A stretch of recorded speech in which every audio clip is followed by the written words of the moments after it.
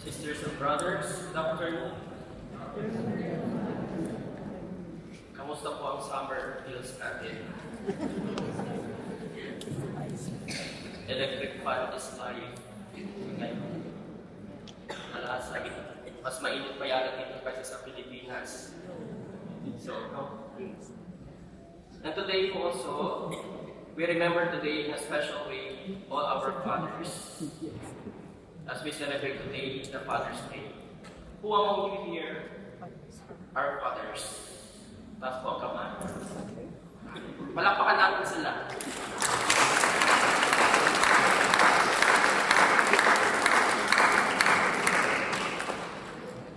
For those fathers who bring their children and their wife to the church, you are the modern missionaries because you bring this generation to Christ. Kaya happy Father's Day. And we also will remember our own fathers who are not here and those fathers that already have gone before us. We remember them and we pray for them in this Holy Mass. Jesus speaks about fear, takot, pangamba. All of us here have fears. Kapag tatanungin mo sa ano ang iyong kinakatakutan, someone would say, Father, takot ako sa asawa ko. Takot ako sa aking asawa. Or someone would say, Father, takot ako tumanda. I am afraid of getting old. I am afraid of having sickness. Maraming kinakatakutan. Fear is a natural emotion. We fear illness, rejection, failures, death, and many more. Surprisingly, Jesus reminds his disciples in today's gospel, fear no one. Do not be afraid. These words came from Jesus. The same words that God told to Moses, told to Aaron, told to Jeremiah, told to the Blessed Virgin Mary, told to Saint Joseph. And Jesus is telling us today, be not afraid. Jesus explains this, do not be afraid of those who kill the body but cannot kill the soul. Rather, be afraid of the one who can destroy both body and soul. As if Jesus is telling us, what are you afraid of? Many times Jesus tells us that our fear comes from the unfounded. Yung mga takot na walang basihan. Fears those who are unfounded. Walang basihan. Para bang sinasabi ni Jesus sa iyo, mali naman yung kinakatakutan mo. Walang basihan. Marami tayong ganyan. Ano ito sa mga isang unfounded fears natin? Yung mga superstitious belief natin. Yesterday, the Limburg community celebrated the advanced birthday party for me. Sabi sa akin ng isang German husband sa kanyang Filipina wife, I do not greet Father Alvin happy Father's Day, happy birthday today. I will greet him on the day of his birthday because that will bring bad luck to him. May mga ganun alam ng superstitious belief din ng mga Germans. Tayo, nangunguna din tayo sa superstitious belief. Lalo na kapag may lamay, may kakasal, may patay, there are many superstitious beliefs na kinakatakutan natin. One of those funny superstitious beliefs, sabi daw doon, huwag mo daw isusulat yung pangalan mo sa condolence book. Kasi magpaparapol si kamatayan at mabulat yung pangalan. Kaya wala kong nagbigay ng tulong sa namatayan. Ayaw isulat yung pangalan sa condolence book. Natakot, baka susunod at ipaparapol si kamatayan, masunod yung pangalan mo. Madalas, ang takot at pangamba natin ay walang batayan. Jesus assures that the disciples and assures us today that even your hairs in your head are counted by the Father. Meaning to say, na ang Diyos Ama, kilala tayo. From the moment of our conception until to our own death, alam ng Diyos kung kailan tayo ipinanganak at kung kailan tayo mamamatay. Kilala ka ng Diyos. And that is the love of a father for his children. Today, we celebrate the Father's Day. And most of our issues came from our own fathers. Most of our issues rooted from the issues of our fathers. Bakit? Kasi minsan, ang mga bata, kinakatakutan nila ang kanilang tatay. Diba?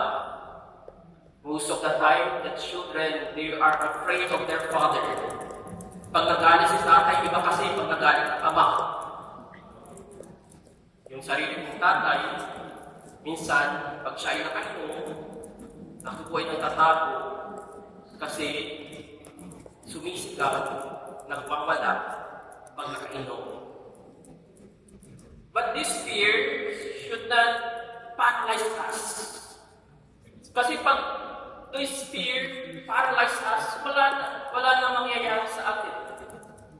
If you have your issues to your father, you have a bad memories to your father, and you are afraid of your father, this will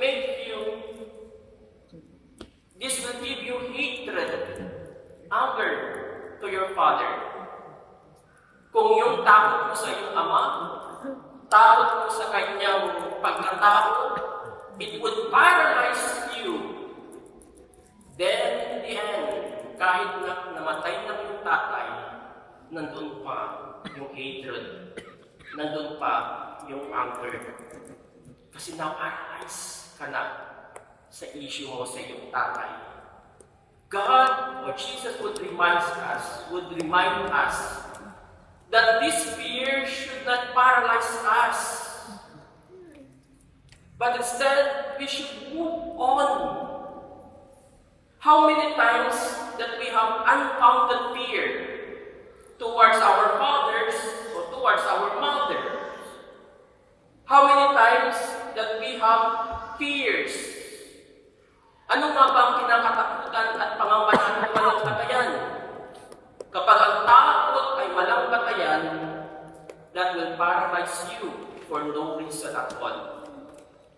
Fear can paralyze us and keep us away from trusting God. Hayaan mo palayahan ka ng Diyos sa takot na walang batayan. This is also the message of our first reading today. Many of Jeremiah's friends and companions were making him afraid and terrorizing him so that he could not continue his mission. They knew that this person would surrender his fear, he would not continue with his mission.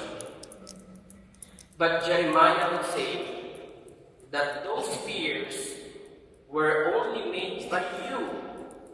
They are unfounded fears. I would put myself not in fear, but God alone. Let God free us from unfounded fears. All the saints that we knew were courageous. Lahat ng santo na kilala natin ay matatapang. Wala sa kanilang duwag. We need saints and prophets today who would dare to say no to sin, even though everyone is saying yes to it. Hindi kailanman mababago ang komunidad na ito kapag ang bawat isa sa atin ay duwag. Kapag ang bawat isa sa atin takot, hindi mababago ang komunidad na ito. Let us be courageous to proclaim what is good rather than to be cowardice. But what are the fears? But what should be afraid of? Ano dapat ang pinakatakutan natin? Hindi yung unfounded fears. Kundi, in this life, we should be afraid to tell lie. Dapat takot kang magsinungaling. We should be afraid to hurt anybody's feelings by our misjudgment or wrong choices of words. We should be afraid of doing sin. We should have fear of the Lord, because fear of the Lord is one of the gifts of the Holy Spirit. These fears are not unfounded. These are the foundation of our trust to God and being courageous in life. Tomorrow, June 22, the church celebrates the memorial of St. Thomas More. Sino nga ba itong si St. Thomas More? Si St. Thomas More, he was an English lawyer and became one of the respected figures in England during the time and reign of Henry VII. But this martyr, or this saint, was martyred. He was beheaded because he refused to support the evil intentions and wrongdoing of King Henry VII and remained loyal to the teaching of the Catholic Church. He fought what is right. He was courageous to say no to sin, even though everybody supported the king's wrongdoing. He died proclaiming himself the king's good servant, but God's first. Sisters and brothers in Christ, we need saints like Saint Thomas More today. Moreover, we need prophets like Jeremiah in our community today. I hope and pray that we are not paralyzed of our own unfounded fear, that we are not cowardice to proclaim the gospel of truth, that we may have the courage to do mission entrusted to us. When we encounter God in the word that is proclaimed and in the communion that we will receive, may His body become an instrument for us to become courageous to stand what is good and truth. May we remove all our unfounded fear and trust ourselves to God.